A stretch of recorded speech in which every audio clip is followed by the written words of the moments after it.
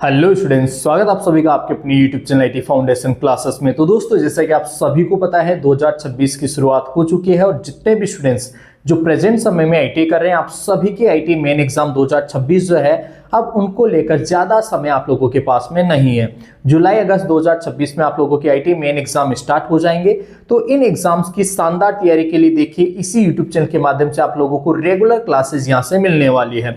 मैं आप सभी से कहना चाहूंगा, सही समय और सटीक रणनीति के साथ अगर आप लोग इन एग्जाम्स की तैयारी में अभी से लग जाओगे तो 100% है कि आप लोगों का रिजल्ट भी उतना ही शानदार आप लोगों को मिल सकेगा। तो दोस्तों, जितने भी कैंडिडेट्स जो फर्स्ट टाइम हमारे इस यूट्यूब चैनल पे है, इसे सब्सक्राइब करें, साथ ही साथ बेल आइकन के बटन को जरूर प्रेस करें ताकि आईटी से रिलेटेड सभी यूजफुल ऑफिशियल अपडेट्स रेगुलर आप सभी तक पहुंच सकें। तो गाइस, स्टार्ट करते हैं आज का वीडियो। आज की इस क्लास में गाइस मैं डिस्कस करूंगा IT employability skills second year वाले जितने भी स्टूडेंट्स हैं उन सभी स्टूडेंट्स के लिए, ऑल ट्रेड के लिए आप सभी को पता होना चाहिए एम्प्लॉयबिलिटी स्किल्स जो है वो कॉमन है, सेम सिलेबस है। तो यहाँ पे all trade second year employability skills का जो चैप्टर फर्स्ट है, इस चैप्टर का नाम है बेसिक कैरियर स्किल्स। इस चैप्टर के टॉप एमसीक्यूज बताने वाला हूं गाइस। यहाँ पे मैं आप सभी से कहना चाहूंगा, ये वही एमसीक्यूज होंगे जो डायरेक्टली आपके मेन एग्जाम में आपसे पूछे जाएंगे। आप लोग विश्वास कीजिए, same to same as it is, जैसे कि ऐसे ही क्वेश्चन आप लोगों को आपके आईटी मेन एग्जाम में देखने को मिलेंगे। तो आप लोग अगर चाहते हो बहुत ही शानदार अच्छे मार्क्स के साथ अच्छा रिजल्ट हासिल करना है तो इन क्लासेस को आप लोग जरूर देखेगा। तो दोस्तों, स्टार्ट करते हैं आज की क्लास। यहाँ पे देखिए मैं आप सभी को बताना चाहूंगा रेगुलर क्लासेस जो है आप लोगों को अब मिलने वाली है। तो आप लोग जो है रेगुलर जुड़े रहिए, आपके दोस्तों के साथ भी जो है इन क्लासेस को जरूर शेयर करें। अब फर्स्ट क्वेश्चन है गाइस अपना, which of the following is the key component of a resume. आप लोगों का जो रेज्यूमे है, कहीं से रेज्यूम नाम से भी जो है प्रोनाउंस करते हैं, उच्चारण करते हैं। बाकी देखिए यहाँ पे मैं बताना चाहूंगा बिल्कुल शुद्ध उच्चारण जो है इसका रेज्यूमे ही होता है। ठीक है, रेज्यूमे का मुख्य घटक क्या है? अब रेज्यूमे क्या होता है? एक बायोडेटा या फिर हम इसे सीवी भी बोलते हैं, बायो डेटा या फिर आप लोग इसे सीवी, कैरिकुलम विटाई। कभी कभार इसकी फुल फॉर्म भी पूछ लिया जाता है कि सीवी का फुल फॉर्म क्या होता है, कैरिकुलम विटाई। ठीक है, इसमें क्या होता है, कैरियर ऑब्जेक्टिव होता है, इसमें आप लोगों का पर्सनल डिटेल्स होता है, इसमें आप लोगों का एजुकेशनल क्वालिफिकेशंस होता है, इसमें आप लोगों की जो भी एक्स्ट्रा स्किल्स है वो होती है, इसमें आप लोगों का जो वर्क एक्सपीरियंस है वो भी इसी में होता है। ठीक है, इसमें आप लोगों की स्ट्रेंथ वीकनेस जो है वो भी आप लोग इसी में लिख सकते हो। ठीक है, तो ये होता है रिज्यूम के की कंपोनेंट। देखते हैं ऑप्शन में कौन कौन से हैं की कंपोनेंट। यात्रा इतिहास ये नहीं होता, ठीक है, रॉन्ग आंसर हो गया। वर्क एक्सपीरियंस ये होता है। फेवरेट बुक कौन सी है, ये चीजें इसमें हम नहीं लिखते। हाँ, हॉबीज जरूर हम लिखते हैं, कोई भी रेज्यूम हो उसमें आपकी जो हॉबीज है, आदतें हैं, वो जरूर लिखी जाती है। बाकी पसंदीदा बुक्स वगैरह इनसे रिलेटेड अपन कुछ नहीं लिख सकते। ठीक है, ऑप्शन डी है पर्सनल एनेक्डोट्स, ठीक है, यानी कि निजी किस्से, तो ये भी हम नहीं लिखते हैं।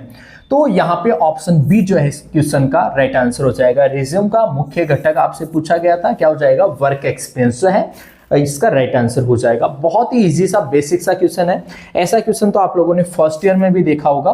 हाँ, इसके बाद में देखते हैं हम क्वेश्चन नंबर सेकंड। ठीक है, क्वेश्चन नंबर सेकंड में हमसे पूछा जा रहा है किसी नौकरी के लिए आवेदन करने की आपकी पहली तैयारी।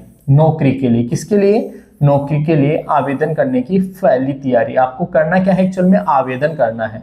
इसके लिए सबसे पहले आप लोगों को आपका जो रेज्यूमे है वो तैयार करना होता है। क्या तैयार करना होता है, रेज्यूमे, जिसे हम बायोडेटा या सीवी भी कहते हैं।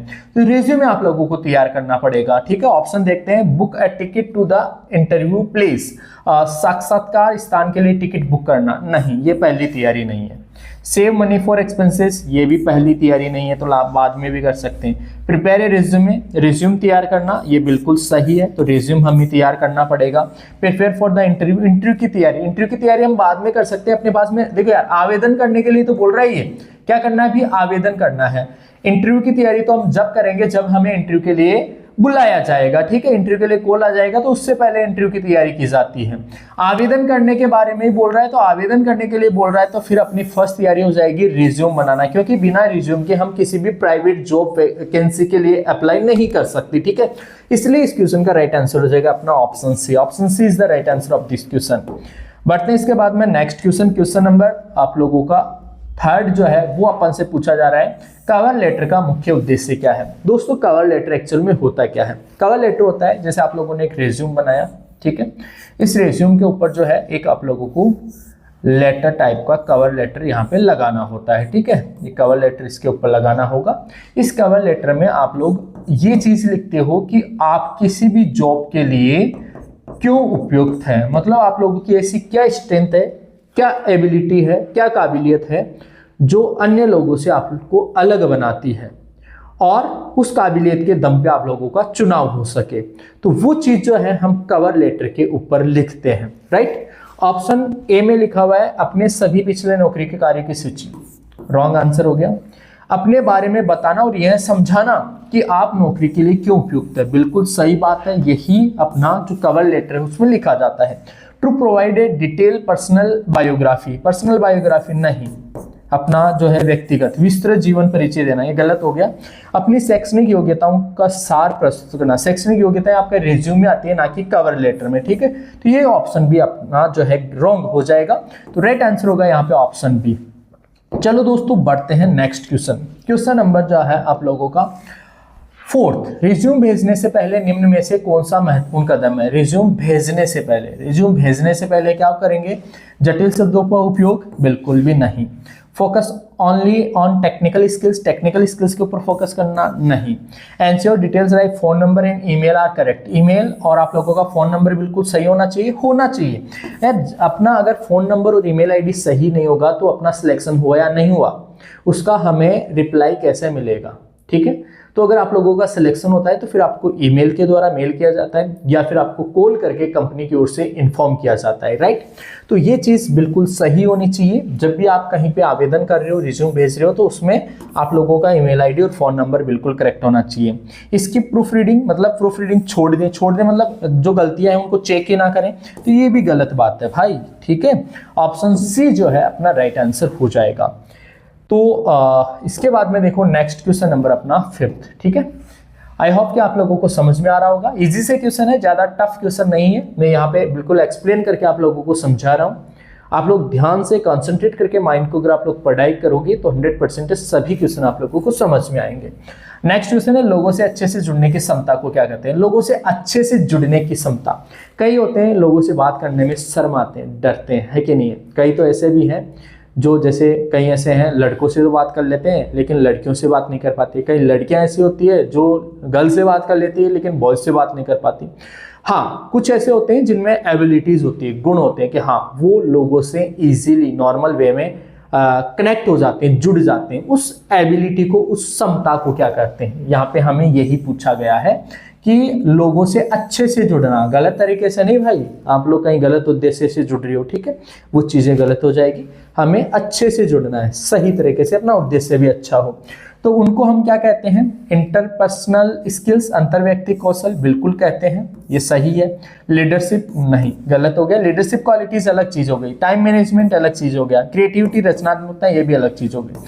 तीन ऑप्शन तो गलत है। ये ऑप्शन अंतर्व्यक्तिक, यहीं पे पर्सनल स्किल्स, ठीक है, इसी में आ रहा है पर्सनल स्किल्स, इंटरपर्सनल स्किल्स, मतलब आप लोगों की अंतर्व्यक्तिक, अपने अंदर की जो है एक तरीके से आत्मबल, confidence, self confidence, self belief, वो वाली जो चीजें हैं वो इसके अंतर्गत आएगी, इंटरपर्सनल कौशल, ठीक है। ऑप्शन ए इस क्वेश्चन का राइट आंसर हो जाएगा, ऑप्शन ए।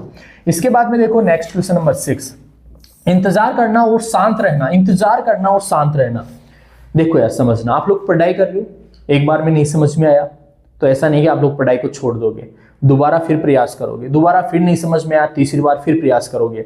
इस चीज को हम बोलते हैं पेशेंस। क्या बोलते हैं, पेशेंस। आपका कोई टारगेट है, गवर्नमेंट जॉब लगना है, प्राइवेट कंपनीज में अच्छी प्लेसमेंट हासिल करना है, तो उसके लिए आप लोगों का टारगेट है और एक दो बार में आपको अचीव नहीं हो रहा, तो ऐसा नहीं है कि आप लोग वो रास्ता ही चेंज कर दो या वो टारगेट ही चेंज कर दो, ऐसा नहीं। वहां पे आप लोग पेशेंस रखते हो, अपने आप को और इंप्रूव करते हो और फिर उसको एक बार फिर से उस टारगेट को हिट करने का, उस टारगेट को हासिल करने का आप लोग प्रयास करते हो। इस चीज को बोलते हैं पेशेंस रखना। क्या रखना, पेशेंस, संयम रखना। इस क्षमता को हम बोलते हैं पेशेंस। देखो ऑप्शन ए में क्रिएटिविटी लिखा हुआ है, गलत हो जाएगा। प्रॉब्लम सॉल्विंग ये अलग चीज है, प्रॉब्लम सॉल्विंग मतलब प्रॉब्लम्स को सॉल्व आउट करना, ठीक है। पेशेंस, धैर्य रखना, बिल्कुल सही है, पेशेंस, ठीक है। और इंटर पर्सनल स्किल्स, ये तो अभी लास्ट क्वेश्चन में अपन ने देखा था, ये दूसरी चीज के लिए है, लोगों से जुड़ने की क्षमता को कहते हैं। तो पेशेंस, ऑप्शन सी जो है इसका राइट आंसर हो जाएगा, पेशेंस, ठीक है। ऑप्शन सी जो है इस क्वेश्चन का करेक्ट आंसर हो जाएगा। नेक्स्ट इसके बाद में क्वेश्चन नंबर 7। क्वेश्चन नंबर 7 है पंक्चुअलिटी मीन्स समय पालन। पंक्चुअलिटी का अर्थ आप लोगों ने सुना होगा। अगर आप लोग रेगुलर स्कूल में जाते हो, रेगुलर आप लोग कॉलेजेस में जाते हो, नहीं जाते हो वो एक अलग चीज है। बाकी अगर आप लोग रेगुलर क्लासेस वगैरह अटेंड करते हो तो आप लोगों ने कहीं ना कहीं जरूर सुना होगा कि हमें टाइम पंक्चुअल होना चाहिए। टाइम पंक्चुअल मतलब समय पर होना चाहिए, समय के अकॉर्डिंग, टाइम पे कॉलेज आना, टाइम पे उठना, टाइम पे सोना, ठीक है, टाइम पे खाना, ठीक है। तो वो चीजें जो है वो पंक्चुअलिटी कहलाती है। क्या कहलाती है? Punctuality. Punctuality means time punctual मतलब बीइंग ऑन टाइम, समय पर होना, समय का पाबंद होना एक तरीके से, ठीक है, उसको बोलते हैं पंक्चुअलिटी। अब ऑप्शन देखते हैं। पंचिंग मशीन, क्या बात है, पंचिंग मशीन द्वारा किया गया, ये गलत हो गया। इनफॉर्मल, ये भी रॉन्ग है। पोलाइटनेस, ये भी रॉन्ग है। बीइंग ऑन टाइम, समय पर होना, बिल्कुल समय पर होना, इसी को बोलते हैं हम पंक्चुअलिटी, समय का पालन, राइट। तो ऑप्शन डी जो है इस क्वेश्चन का करेक्ट आंसर हो जाएगा। नेक्स्ट क्वेश्चन नंबर 8 है, उचित शब्द का शब्द से वाक्य पूरा करें। The plumber fill in the blanks give. देखो यार, प्लम्बर जो है यहाँ पे सिंगुलर है। प्लम्बर क्या है? सिंगुलर है, ठीक है। प्लम्बर टेप, और ये प्रेजेंट टेंस में ही है। कौन से टेंस में? प्रेजेंट टेंस में। हिंदी में अगर अपन देखेंगे रहा है तो ये प्रेजेंट कंटिन्यूअस है। कौन सा टेंस है? Present continuous. अब सिंगुलर है तो प्लम्बर के साथ में इज आएगा। क्या आएगा? इज।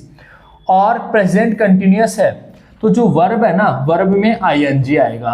अब इज और वर्ब में आईएनजी कौन से में? देखो इसमें फिट है ओनली, गलत हो गया। आर प्लूरल के साथ आता है, बहुवचन। प्लम्बर, प्लम्बर मतलब अकेला प्लम्बर, ठीक है, सिंगुलर है तो ये भी गलत हो गया। इज फिटिंग, इज सही है, फिटिंग आईएनजी आ रहा है, ये भी सही हो गया। वर, ये पास्ट है, क्या है?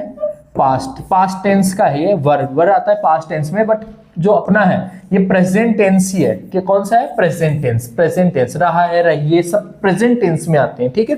तो यहाँ पे ये भी रॉन्ग हो जाएगा।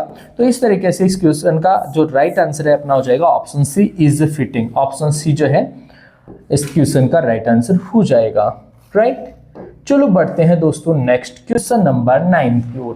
क्वेश्चन नंबर 9 में हमसे पूछा जा रहा है, जब आपने सपाटी से पेन उधार लेते हैं तो आपको क्या कहा जाता है। दोस्तों यहाँ पे देखिए क्वेश्चन जो वो ऐसा पूछा गया है आपके बिहेवियरल स्किल्स से, व्यवहार कौशल से। व्यवहार कौशल मतलब जिन्हें हम गुड मैनर्स, है ना, एक तरीके से बोलते हैं ना, जैसे तमीज होना, ठीक है, good manners, good behaviour, good manners, उनसे रिलेटेड ही क्वेश्चन है। जब आप लोग किसी से भी हेल्प मांगते हो, किसी से कोई वस्तु मांगते हो, तो वहां पे पोलाइट वे में आप लोगों को मांगना होता है, बिल्कुल विनम्र होकर वहां से जो है हमें हेल्प मांगनी होती है। जैसे मान लो किसी से पेन लेना है तो प्लीज क्या आप मेरे को आपका पेन दे सकते हैं, क्या प्लीज आप मेरे को अपना पेन दे दीजिए, मेरे को जरूरत है, ऐसा कुछ, राइट।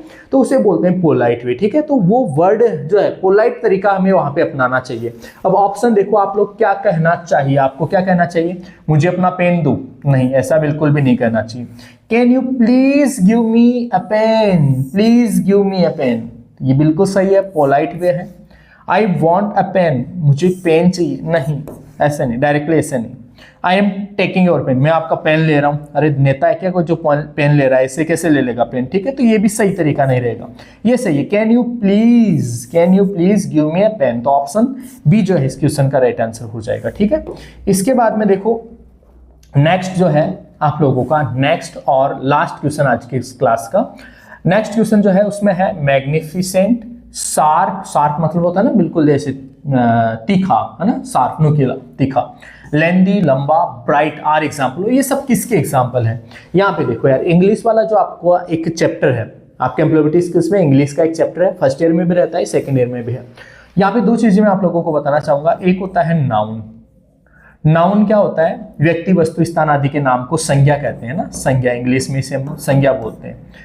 ये नेमिंग वर्ड होता है, व्यक्ति, वस्तु, स्थान आदि के नाम को हम जो है संज्ञा कहते हैं, नाउन।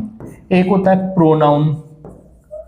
प्रोनाउन होता है कि इनकी जगह, है ना, नाउन की जगह जिन वर्ड्स का हम इस्तेमाल कर सकते हैं उनको प्रोनाउन कहते हैं। प्रोनाउन में होते हैं आप लोगों का जैसे सी, ही, सी, इट, दे, है ना, ही, सी, इट, दे, ये सब क्या होते हैं? प्रोनाउन होते हैं। एक होते हैं एडजेक्टिव। एडजेक्टिव जो है, एडजेक्टिव का मतलब होता है जो विशेषता बताते हैं, जिन्हें हम विशेषण भी बोलते हैं। क्या बोलते हैं? विशेषण बोलते हैं, जो विशेषता बताते हैं। इनको हम डिस्क्राइबिंग वर्ड भी बोलते हैं। डिस्क्राइबिंग, डिस्क्राइबिंग मतलब वर्णन करने वाले या फिर डिस्क्राइब करने वाले, ठीक है, एडजेक्टिव, विशेषता बताने वाले। तो ये वर्ड देखो यार, विशेषता ही बता रहे हैं। ब्राइट मतलब कोई चीज चमकीला है, आज सूर्य बहुत ज्यादा चमकीला है, विशेषता बता रहे हैं सूर्य की, ठीक है। वो लड़का बहुत ज्यादा इंटेलिजेंट है, इंटेलिजेंट वर्ड वो उस लड़के की विशेषता बता रहा है। वो बहुत तेज दौड़ सकता है, वो विशेषता होगी उसकी। तो ये सब डिस्क्राइबिंग वर्ड कहलाते हैं। तो ये सब क्या है, डिस्क्राइबिंग वर्ड है, विशेषण होते हैं। ऑप्शन ए इसका राइट आंसर हो जाएगा।